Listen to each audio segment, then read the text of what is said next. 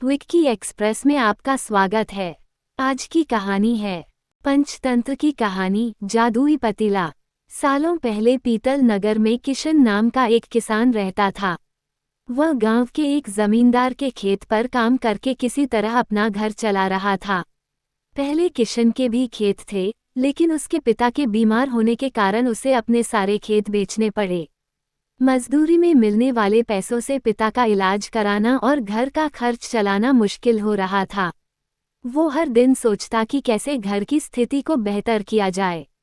आज भी इसी सोच के साथ किशन सुबह सुबह जमींदार के खेत पर काम करने के लिए निकला। खुदाई करते समय उसकी कुदाल किसी धातु से टकराई और तेज आवाज हुई। किशन के मन में हुआ कि आखिर ऐसा क्या है यहाँ। उसने तुरंत उस हिस्से को खोदा तो वहां से एक बड़ा सा पतीला निकला। पतीला देखकर किशन दुखी हो गया। किशन के मन में हुआ कि ये जेवरात होते तो मेरे घर की हालत थोड़ी सुधर जाती। फिर किशन ने सोचा कि चलो अब खाना ही खा लेता हूँ। किशन ने खाना खाने के लिए अपने हाथ की कुदाल उस पतीले में फेंक दी और हाथ मुंह धोकर खाना खाने लगा। खाना खत्म करने के बाद किशन अपनी कुदाल उठाने के लिए उस पतीले के पास पहुंचा। वहां पहुंचते ही किशन हैरान हो गया। उस पतीले के अंदर एक नहीं बल्कि बहुत सारे कुदाल थे। उसे कुछ समझ नहीं आया।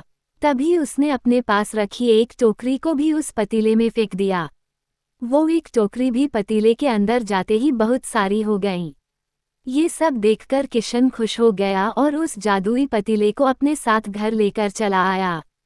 वो हर दिन उस बर्तन में अपने कुछ औजार डालता और जब वो ज्यादा हो जाते तब उन्हें बाजार जाकर बेच आता। ऐसा करते करते किशन के घर की हालत सुधरने लगी। उसने इस तरह से बहुत पैसा कमाया और अपने पिता का इलाज भी करवा लिया। एक दिन किशन ने कुछ गहने खरीदे और उन्हें भी पतीले में डाल दिया। वो गहने भी बहुत सारे बन गए। इस तरह धीरे धीरे किशन अमीर होने लगा और उसने जमींदार के यहाँ मजदूरी करना भी छोड़ दिया। किशन को अमीर होते देख जमींदार मोहन को किशन पर शक हुआ। वो सीधे किशन के घर पहुंचा। वहां जाकर उसे जादुई पतीले के बारे में पता चला। उसने किशन से पूछा, तुमने ये पतीला कब और किसके घर से चुराया? डरी हुई आवाज में किशन बोला, साहब, ये पतीला मुझे खेत में खुदाई के समय मिला था।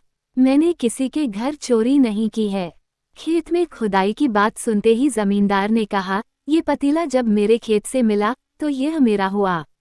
किशन ने जादुई पतीला ना लेकर जाने की बहुत मिन्नतें की, लेकिन जमींदार मोहन ने उसकी एक नहीं सुनी। वो जबरदस्ती अपने साथ वो जादुई पतीला लेकर चला गया। जमींदार ने भी किशन की ही तरह उसमें सामान डालकर उन्हें बढ़ाना शुरू किया। एक दिन जमींदार ने अपने घर में मौजूद सारे गहने एक एक करके उस पतीले में डाल दिए और रातों रात बहुत अमीर हो गया। एकदम से जमींदार के अमीर होने की खबर पीतल नगर के राजा तक पहुंच गई। पता लगाने पर राजा को भी जादुई पतीले की जानकारी मिली। फिर क्या था, राजा ने तुरंत अपने लोगों को भेजकर जमींदार के यहाँ से वो पतीला राजमहल मंगवा लिया। राजमहल में उस जादुई पतीले के पहुंचते ही राजा ने अपने आसपास मौजूद सामान को उसमें डालना शुरू दिया। सामान को बढ़ता देखकर राजा दंग रह गया। होते होते आखिर में राजा खुद उस पतीले के अंदर चला गया। देखते ही देखते उस पतीले से बहुत सारे राजा निकल आए। पतीले से निकला हर राजा बोलता, मैं पीतल नगर का असली राजा हूँ, तुम्हें तो इस जादुई पतीले ने बनाया है। ऐसा होते होते सारे राजा आपस में लड़ने लगे और लड़कर मर गए। लड़ाई के दौरान वो जादुई पतीला भी टूट गया। जादुई पतीले के कारण राजमहल में हुई इस भयानक लड़ाई के बारे में नगर में सबको पता चल गया। इस बात की जानकारी मिलते ही मजदूर किशन और जमींदार मोहन ने सोचा, अच्छा हुआ कि हमने उस जादुई पतीले का इस्तेमाल सही से किया। उस राजा ने अपनी मूर्खता के कारण अपनी जान ही खो दी। कहानी से सीख। जादुई पतीले की कहानी से दो सीख मिलती हैं। पहली कि मूर्खता का अंत बुरा ही होता है। दूसरी यह कि हर सामान का इस्तेमाल संभल कर करना चाहिए, अति हानिकारक हो सकती है। सुनने के लिए धन्यवाद। मेरा चैनल सब्सक्राइब करें, लाइक और शेयर भी करें। धन्यवाद।